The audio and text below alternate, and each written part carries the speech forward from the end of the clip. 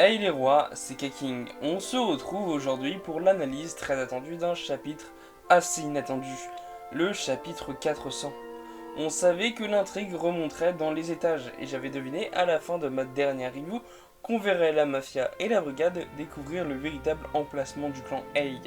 Togashi reviendra sur ces deux intrigues, celle de Taizon et de Fugetsu Kacho, qui prendra des proportions de plus en plus importantes. Analysons tout ça en détail car ce chapitre est très riche en informations, tout en nous laissant une phase d'obscurité.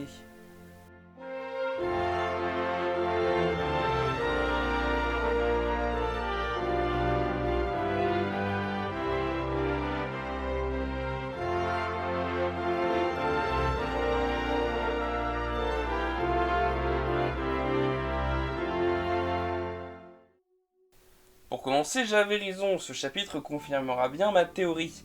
Le repère du clan Ei se trouve bel et bien au niveau supérieur. Même en faisant ma théorie, je n'avais pas pris en compte tout ce que cela signifiait. Et oui, fondamentalement, le clan Ei est dans les règles de la mafia, car Morena se trouve bel et bien dans les niveaux supérieurs. Et oui, le règlement des clans disait que si le boss quittait les niveaux supérieurs, alors ce serait vu comme une déclaration de guerre. Sauf que manifestement, ça n'est pas le cas. Et Morena les a trompés de manière à faire croire que les clans Shu et Sha sont les offenseurs. Et oui, les membres du clan Ei sont enregistrés en tant que civils et ne se sont pas encore fait choper par les autorités en tant que coupables. L'association Hunter, l'armée de Kakin et le ministère de la Justice n'ont aucun moyen de savoir que la hausse de meurtre est liée au clan Ei. Il pourrait s'agir de cas isolés. Même si ce sont surtout les clans Shu et Sha qui ont pris cher, cela ne veut pas pour autant dire que c'est dû au clan Ei. Donc fondamentalement, c'est les deux clans qui ont mené l'offensive, bien que discrète, et il y aura de nombreuses preuves à l'appui. Aussi, notez que si le clan Ei se trouve aux étages supérieurs, alors les clans vont devoir passer la sécurité, et les enquêtes en cours risquent de les interrompre dans leur quête. Il faudra trouver un moyen de tout contourner, et le seul moyen est d'emprunter leur accès privé, exclusif à chaque repère de clan. Donc dans tous les cas, ça va les embêter car ils vont devoir retirer des effectifs des niveaux inférieurs tout en menant une offensive discrète en haut. D'autant plus qu'ils n'y arriveront pas sans la brigade fantôme et la milice de Tserenich. Et oui, la milice de Tserenich risque de refuser d'offrir leur aide et se contenter de rester en bas, car ce serait beaucoup trop dangereux pour eux de monter. Ils préfèrent rester cachés, d'autant plus que Morena les a dans le collimateur.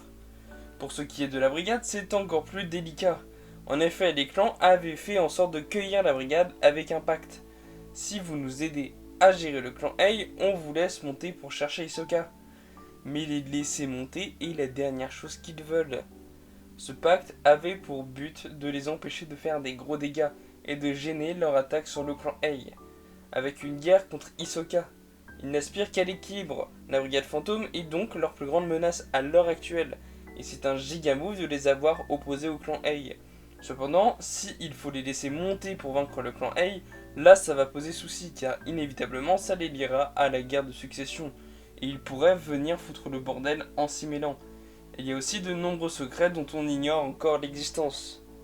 Vendre Hisoka en échange de quitter les niveaux supérieurs après avoir géré le clan Ei serait incontestablement la meilleure solution.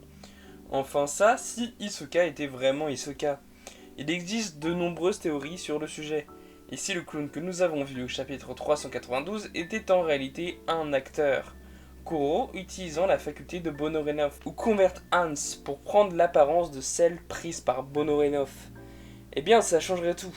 Et la brigade finirait par se retourner contre les clans et foutre totalement le bordel. Bordel qui irait se mêler à celui de la guerre de succession. Et oui, car la situation en haut se complexifie. Alors que certains préfèrent jouer aux poupées et lire des romances ridicules, certains préparent la rébellion et de nombreux assassinats. Parlons d'abord de Taizon et laissons le meilleur pour la fin. Le pouvoir de sa bête de naine ne fait que s'accroître et presque toute sa milice s'en retrouve contaminée d'amour, jouant chacun un rôle d'un personnage de son livre. Elle amène les gens à confondre fiction ou réalité. Mais la condition de ce pouvoir est bien trop importante.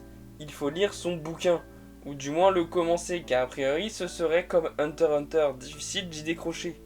Si au début ce dernier peut vous inspirer du dégoût, sa lecture risque de vous émerveiller et de vous rendre totalement teubé.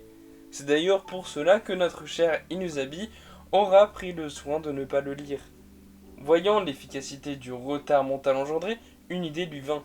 Essayer de contaminer les autres princes, voire le roi, pour le forcer à dire oui à un retour arrière de la guerre de succession. Mais bonne chance pour forcer ce dernier à s'y plonger. C'est pourquoi la vraie menace vient d'autre part, l'interdit du canon de Tyson. Détruire le livre, je ne vois que ça. Si on détruit le livre, alors un malheur va s'abattre sur nous. Peut-être que ça tue sur le coup, que ça renforce ses confrères pour tuer l'horrible personnage apte à un tel crime, mais toute personne douée de bonne conscience ne fera jamais une chose aussi stupide. Donc je me demande bien dans quelles circonstances Togashi va nous dévoiler cet interdit et son pouvoir. J'ai souvent considéré Tyson comme étant la prochaine sur la liste, faisant partie des 7 nombres pairs, avec Kamiya, Tserenich et Wobble. Et oui, Momose le numéro 12, Saleh le numéro 8, et enfin Kasho la numéro 10. Se dessine ainsi devant nous la chaîne de la mort. En parlant de Kasho, difficile de la considérer comme morte, car elle fait encore partie de l'histoire. Et oui, sa bête de naine a pris son apparence pour rester éternellement auprès de sa sœur. Qui dit bête de naine dit peut interagir avec les utilisateurs de naine. Ainsi, Senritsu peut communiquer avec Kacho, ainsi que le binoclard du ministère de la Justice, qui manifestement est un utilisateur de naine. Nous le nommons César. Une longue discussion va s'instaurer, ce qui va poser les premières pierres d'une nouvelle intrigue. En effet, le ministère de la Justice est un organisme totalement indépendant de Kakin. Et oui, il a été mis en place par le V6 et par le ministère des Traversées. On peut le voir notamment avec Steiner, qui est assistant en chef des services spéciaux du département international de la marine. Un personnage très important qui refait enfin son apparition. Pour rappel, Togashi l'avait beaucoup utilisé pour introduire les enjeux de l'arc, notamment les calamités et la dangerosité du continent caché, l'importance de la sélection des participants à l'expédition ou encore le comportement des différents états à l'égard de la crise. C'est notamment lui qui essaiera de dissuader le V5 d'aider Kakin à se rendre sur le continent caché. Donc un personnage particulièrement important. Ainsi, cet organisme n'est pas à exclure de nos calculs. Techniquement, Kakin n'est pas maître sur le navire, mais incarnant la force militaire pourrait très bien le devenir, en instaurant la loi martiale. N'oubliez pas que ces derniers les gênent de leur déplacement et empêchent le bon déroulement de la guerre de succession, en arrêtant notamment Kamiya, Benjamin ou Alkenbourg. Donc il ne serait pas étonnant que les princes finissent par se liguer contre eux et se rebeller, quitte à se mettre l'association Hunter sur le dos. C'est pourquoi le ministère de la Justice devra se défendre, et la meilleure chose à faire est d'acquérir l'une des pièces les plus importantes de l'échiquier, Senritsu. C'est pourquoi ces derniers déguiseront l'affaire Kacho Fugetsu en un moyen de prendre l'ascendant sur le plateau. César se justifiera ainsi: je t'aime bien Senritsu, ayant été très touché par son numéro de flûte comme la plupart des princes. Maintenant, difficile à dire s'il est vraiment sincère ou veut simplement l'utiliser comme un pion. Mais puisque Senritsu lui fait confiance, alors je lui fais confiance. La mélodie de son battement de cœur est intéressante et je veux bien l'accepter dans la coalition de Kurapika, à laquelle Tsubepa se joint d'ailleurs enfin. Senritsu est une pièce que beaucoup de monde veut acquérir, et seuls ceux ayant assez de vivacité pourront l'atteindre et l'exploiter à leur guise. C'est notamment le cas de Lusurus, sûrement conseillé par Basho, faisant partie du même clan qu'elle. De Tsubepa peut être conseillé par Kurapika. De Benjamin ne pouvant pas se permettre de laisser un pion aussi dangereux dans la nature. De Tserenich, fasciné par la mélodie qu'il vient d'entendre et voulant toujours en savoir plus sur le naine, qu'il invitera d'ailleurs dans son appartement directement, ce qui la met particulièrement en danger. Et enfin, Shanglai, toujours aussi vif et courageux, qui n'utilisera pas d'intermédiaire pour rejoindre sa cause. Ce dernier lui fera don d'une pièce de sa bête de naine, un bon présage si j'en crois à ma théorie sur sa bête de naine que vous pourrez retrouver dans le 3ème épisode des Chroniques de Kakin, faisant don de karma et lui offrant un plot armor multipliant ses chances de survie sur le navire. Ça m'arrange car si c'est vraiment ça la faculté, alors ce serait contre-productif que Togashi tue Senritsu, ce qui irait contre l'idée de la faculté. Donc elle a très peu de chances de mourir sur le bateau. Ouh. Ainsi, elle ne risque pas tant que ça à se rendre chez Serenich, donc elle pourra écouter son battement de cœur, une mélodie qui la fera étrangement flipper. La musique du passionné pervers narcissique, autrement dit le genre de personne à absolument éviter. Je pense que Serenich ne compte pas l'utiliser, il veut juste qu'elle lui enseigne des choses sur le naine et comment bien s'en servir. Mais attention à elle. Elle ne doit pas utiliser de filtre ou de mensonges, au risque de la rendre soupçonneuse, car inutile de mentir à sa grandeur le quatrième prince de Kakin. César, elle et Cacho décideront d'essayer de piéger les princes supérieurs, qui cherchent à l'exploiter en jouant notamment à la prochaine cérémonie pour l'un d'entre eux, et empoisonner certains d'entre eux si possible. Pour eux, il n'y a plus de retour arrière possible. Il faut faire de Fugetsu la reine de Kakin, et cela doit se jouer au plus vite. Enfin, si tout allait bien, celle-ci n'adopte pas un comportement normal et sa faculté a augmenté et elle semble sombrer dans la folie, son énergie vitale étant en train de se faire absorber petit à petit. Pour moi, il s'agit sans conteste de sa propre bête de naine, qui lui draine tout, c'est pour ça qu'elle augmente en puissance. Mais pourquoi ? Deux possibilités, les mains qui ont essayé de la gripper l'ont totalement traumatisée, dégageant une énergie obscure et ténébreuse comme jamais. Et c'est comme avec Nov, elle est en train de totalement vriller. Ou alors il s'agit simplement de son deuil, car elle sait que Cacho est morte et a l'impression d'être folle en la voyant. Elle aurait passé un pacte de naine étrange comme Gon, la rendant plus forte en échange de presque toute sa vie. Pacte qui arrive chez les personnalités pures et naïves comme eux. Ainsi, le seul retour arrière possible serait d'utiliser un exorcisme de naine. Et ça tombe bien, il y en a deux dans le coin. Et ça tombe mal, l'un est dans les rangs de Benjamin et sa faculté ne lui permettra même pas de comprendre ce qui arrive à la princesse. Le second dans les rangs de Camilla, mais on ne connaît pas l'étendue de son pouvoir. Il est aussi possible que ce soit dû à la faculté de quelqu'un d'autre, ayant profité de son état pour l'attaquer.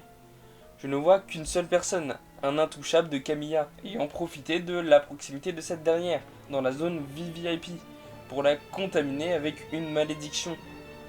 Ce serait l'occasion pour nous de voir l'étendue de leur pouvoir, et de craindre pour la jeune Wobble. Aussi, si sa malédiction est dévoilée, ça permettrait à Camilla de forger une alliance avec eux, en proposant en retour de la sauver avec son exorciste. Mais cette dernière est du genre trop fière et capricieuse pour vouloir faire les choses autrement que toute seule. Elle a effectivement toutes ses chances en vue de ses capacités, mais son tempérament risque de l'éloigner du trône. Il faut quelqu'un qui, à l'instar de Balsamico avec Benjamin, sera apte à la calmer, pour la rendre véritablement dangereuse. Mais si elle arrive à copiner avec le ministère de la Justice, elle peut prendre un véritable ascendant sur le plateau. Et oui, n'oubliez pas que ses deux ennemis principaux, Alkenbourg et Benjamin, sont dans la zone VIP, et il y aura bientôt un procès à ce sujet. Donc elle pourra totalement profiter de ça pour les assassiner. Je pense que c'est fini pour aujourd'hui, on a vu un peu tous les points du chapitre. Alors qu'attendre du prochain? Là pour le coup, on l'a bien vu. Ce chapitre cherchait à renforcer l'alliance autour de Kurapika, et son équipe de Hunter devrait être apte à réunir un maximum de gens autour de lui.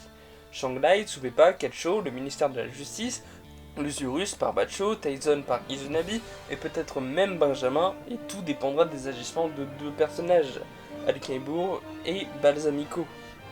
Ainsi, on devrait avoir un aperçu de leurs plans respectifs, peut-être même le point de vue de Camilla et ses intouchables.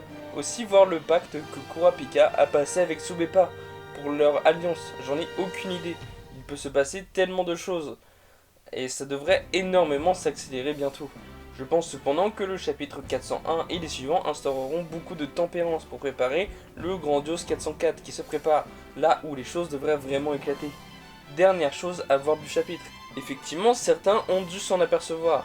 Un sujet que je n'ai pas traité, et c'est parce que j'en ai absolument aucune idée. Cette annonce qui nous coupera l'intrigue des niveaux inférieurs. Quelle est-elle?